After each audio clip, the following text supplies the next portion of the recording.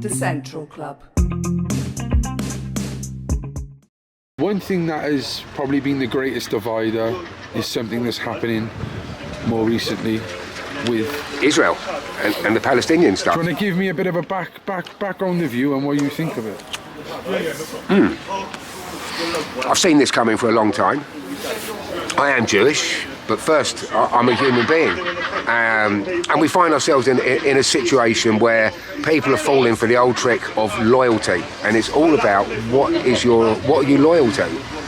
So as soon as this horrific terrorist attack happened and 1,400 people were slaughtered, and you can sit there and go, it didn't happen and blah blah blah. That's your choice, you want to do that. But in the world I live in, and the stories I hear, and people I know that live out in those areas, it was a horrific situation that's happened.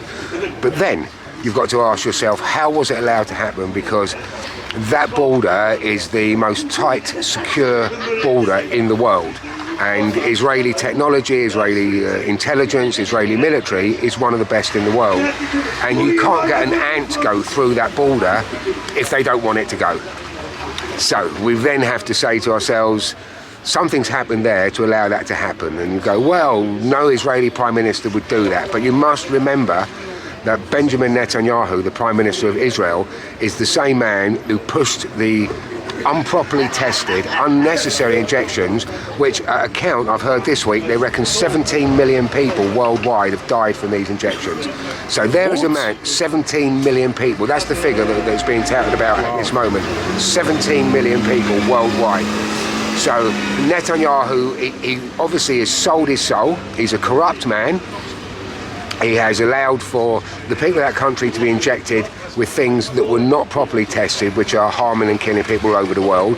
He was the first person to push vaccine passports on his people. And let's not forget, it's only just over 70 years ago that the Jews were made to wear the gold star to stand out amongst everybody else under the time of the Nazi regime. So to make people wear a badge saying that they've been jabbed or not been jabbed is fucking evil. That is not the state of Israel that I believe in and that I support.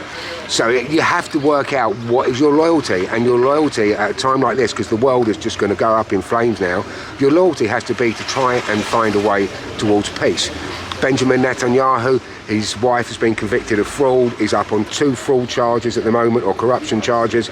And only a week before this all kicked off, Israel was on the edge of civil war, because the people, he's creating legislation now, he's created it, whereby the courts, their verdicts can be overturned by the government. So the justice system has now become politicized, and that is the end of any democracy when your justice system is not an independent apparatus. So I'll put it nicely, he's an absolute traitorous cunt for what he's done to Israel. And the saddest thing is that on both sides, people will find that you rally around the flag, you want to be patriotic, so you'll forget that he's just changed the legislation, you'll forget that his wife's just stolen over $100,000, you'll forget that he's pushed people into wearing a vaccine passport, you'll forget that he's pushed people to get these jabs, but you have one of the highest death rates in the world at this moment in time, because it's cynical, and governments know that when we're at war, we'll quickly rally behind the government. And actually the people of Israel have a massive responsibility to somehow step away. And the more that you've been sucked in, and the more that you're now standing in war, and you don't want to see your young women and men of your armed services dying, you'll forget about that stuff. And it's important not to, because the man at the helm is a traitor to the state of Israel. Anybody who really cares about Israel should be on the streets of that country demanding the downfall of the government, and should be demanding peace. And it's exactly the same for the people of the Palestinian Authority. They should be demanding the dismantling of Hamas. I have no problem about Hamas being destroyed. You go in and you kill civilian people, you must be destroyed. But that must work both ways. My heart has been bleeding for the Palestinian people, seeing their towns being smashed to pieces, not being able to get food, not being able to get water, children being killed. Death is death. God doesn't say, oh, a Muslim death is worth less than a Jewish death. All kinds of death of civilian people must be, that's what we must stop. Yeah, I think that's the standpoint I've been on, and it's sad to see that, even this has come to us. This is home. I have friends, and even been put in a position that, what do I stand for? I stand for peace. That's it. That's the only thing you need to stand for, and that way. But still, even when you say you stand for peace, I have people telling me that I'm being disloyal because I'm saying that I stand for peace. But how can I'm not? I'm loyal to the only, and I've had to do a lot of soul searching. Yes. I'm a proud Jew. I'm a Zionist. I believe in the Jewish homeland. People say, oh, it goes back 75 years. What's going on there? Or people want to go back to the 1800s. But the story. This has been from the beginning of time. Exactly. We were the first. It's a toss-up for between 50 years between whether the Hindus or the Jews were here first. So we go back nearly 6,000 years. Do you believe? Do you agree, or do you think that Palestinians, Jews, Christians can live side by side as with peace? If we don't, we'll all be dead. I think that Jerusalem must be an international capital for the whole world. So let's say if you have the Dome of the Rock, that should be Muslim. Yeah, but that should be looked after by Muslim people. If you have, I don't know, the Greek Orthodox churches, or they should be looked after by the Greek Orthodox. The Jewish places should be. So it's an international city. It should be treated almost like an embassy or a diplomatic place. So the Italian embassy in London is Italian land. So whilst you have that land in Jerusalem, it should be looked after by those religions that run those places. And Israel needs to, I do believe in a two-state solution, but I also really believe in a one-state solution.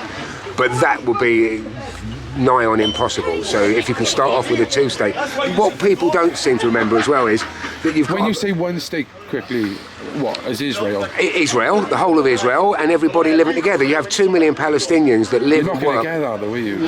That's why I say at this point you're not going to have that. So if you could start with a two-state solution. The thing is, even if Israel believes that we've been there for nearly 6,000 years, and the people of Palestine say, hang on, we were there, it was called Palestine, but before it was called Palestine, it was called Canaan.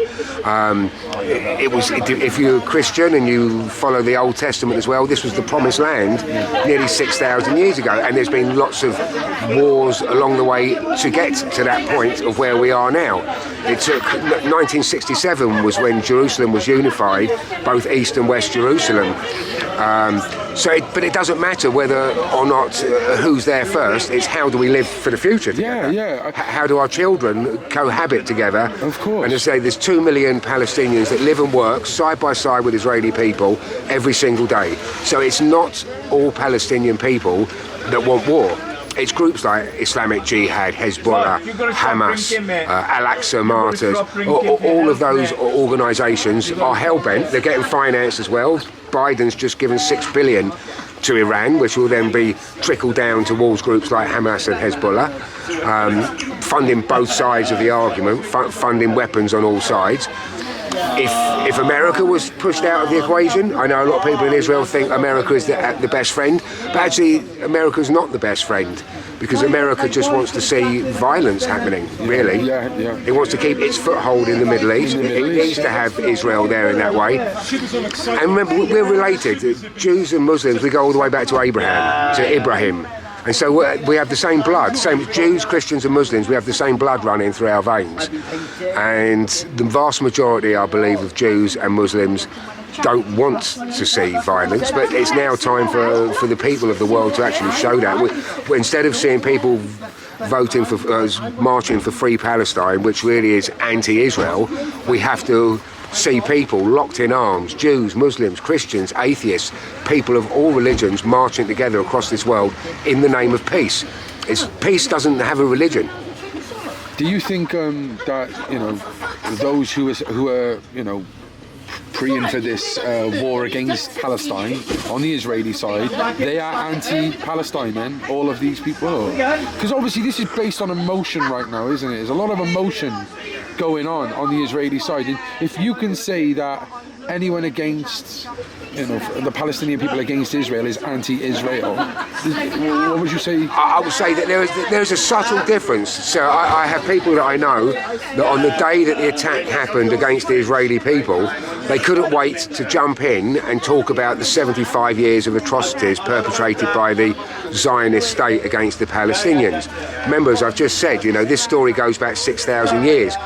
We had Jerusalem, or the country has been ransacked.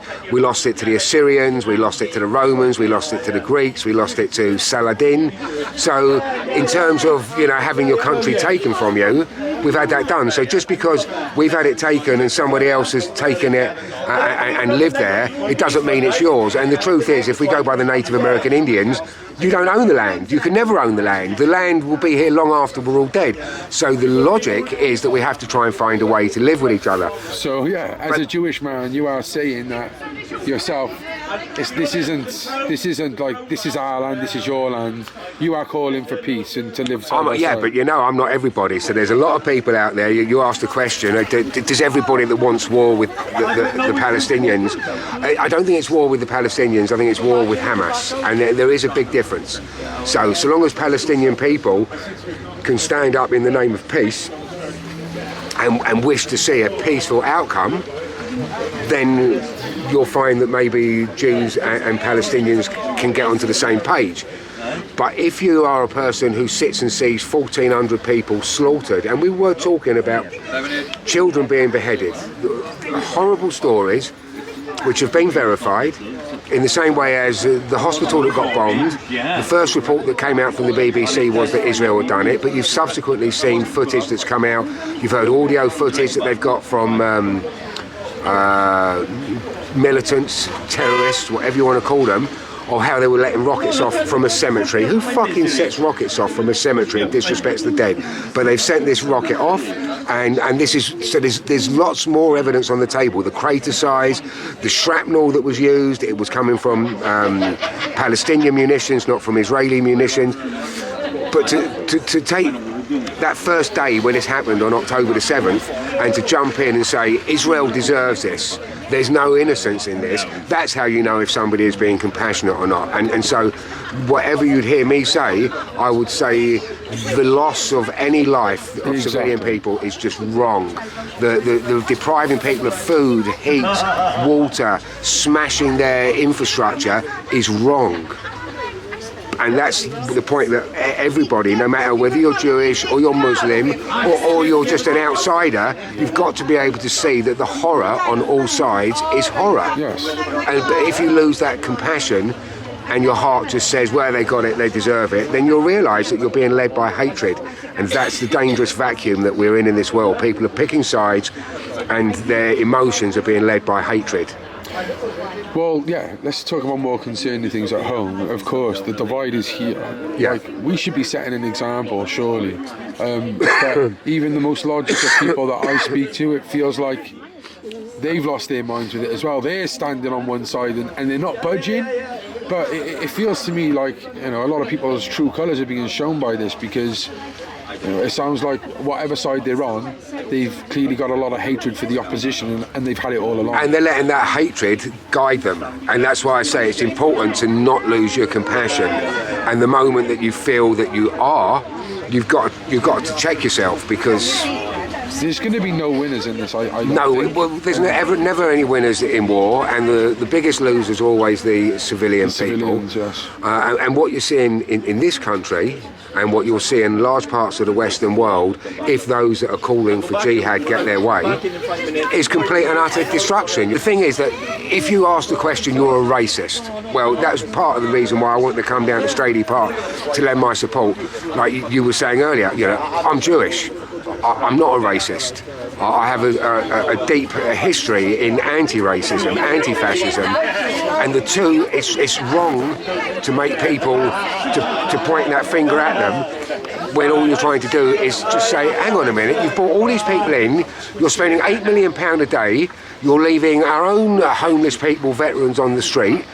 That's of course it's incendiary. It's going to create race tensions. And like you were saying before, people picking sides. people seem to have forgotten that we're in a psychological war. So this week, people are quoting me, the BBC told me this, bang on a minute, they've just fucking censored and lied to you. When we used to have 1.5, 2 million people marching through the streets of London, they never wrote about it. So is it a final word on the situation that's going on? Yeah. This is what we've been in for the last 4 years, of course much longer, but what we've been in for this last 4 years is it's a psychological war, it's a spiritual war, but it's a war where people have to realise that your sovereign government is no longer your government. All governments have been leveraged, blackmailed, sold out. So you look at the British government, it doesn't represent the best interests of the British people. You can see that by what happened in Oxford and Cambridge with the ULEZ charges. 75% of the people said we don't want it, the council still goes ahead. They don't act in the best interest. They remove our freedoms and our rights undercover. So whilst all this is going on now about what's going on out in Israel and Gaza, we're having new legislation being put through all the time that people are looking the other way. And if we're to get through this, we humanity, have to stick together. We have to realise that they are trying absolutely everything, and we've seen it within this movement they call the Truth Movement, which I don't know what that means, but what we've seen is every possible way of trying to get people against each other. Black Lives Matter. Is the world round or is the world flat?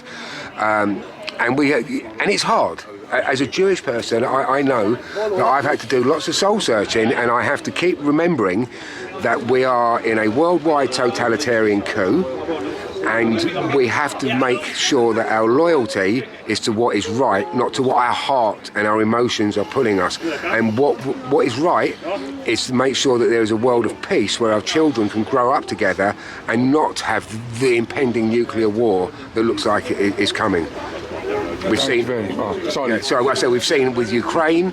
We've seen more footage of a war in the last 3 weeks from Ukraine than we've seen in the whole of the last 2.5 years that they've had out in Ukraine. So we've seen more out in Gaza than we've seen out there. They're all in it together. They've all been taken over. It's the World Economic Forum, the Bill and Melinda Gates Foundation, the World Health Organization, and somewhere lurking right in the back of it is China. It's like the Chinification of the world.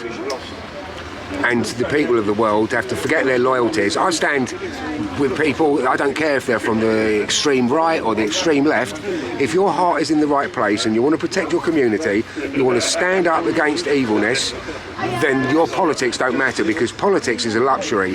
And if we ever want to be able to... I don't think religion matters either when it comes to... No, not at all. They're running the world. Yeah, if you have a connection with the Creator, with Source, you know, it doesn't matter if you and I are the same religion, it doesn't mean you've got the same connection. So you have to have your connection, and if your God is saying to you, we must have peace, that's what you got. And then you're not being disloyal to your religion, because what God wants you to go around and butcher children, wants you to kill people. No God should ever want anybody.